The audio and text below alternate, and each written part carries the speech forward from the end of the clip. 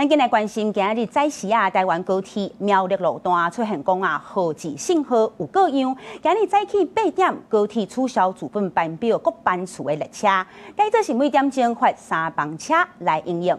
不過拜一真濟民眾要上北，所有行程攏有去簽到，其中嘛包括真濟中南部的立委無法度準時去到立法院，這委員會嘛有去延簽。要來上了。對啊，要發車了！趕，上班就要賣赴啊！大家趕要錢入去車廂。高鐵桃園站上北的月台，聽候的人是排甲吵。早起上班時間受到苗栗這邊號誌信號過樣的影響，所以敢若剩單線雙向通車，專線真濟列車攏有慢分，甚至慢超過1點鐘。由於稍早信號異常的關係，本列車在此臨時停車。高鐵自早起8點開始，就取消原本的班表。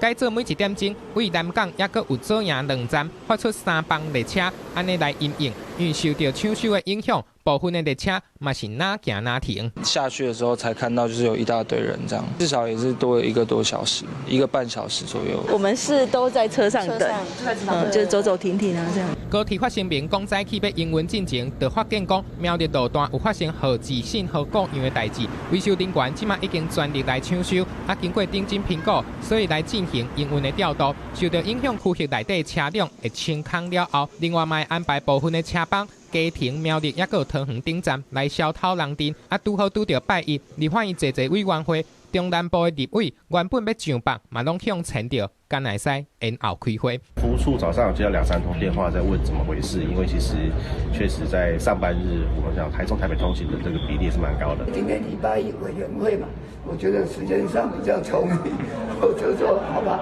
那就做台鐵。高鐵甲旅客會司咧嘛講會退費來賠償，若是車幫慢30到60分鐘，會使退車票的一半；若是延超過60分鐘以上呢，就全部攏退。交通部嘛宣布馬上來啟動運具聯防，由代替公司馬上來配合疏運，包括對號列車加停新蚵仔站，也閣有苗栗站嘛加開 EMU3000新自強號的客票。來到3港消透人陣，記者綜合報道。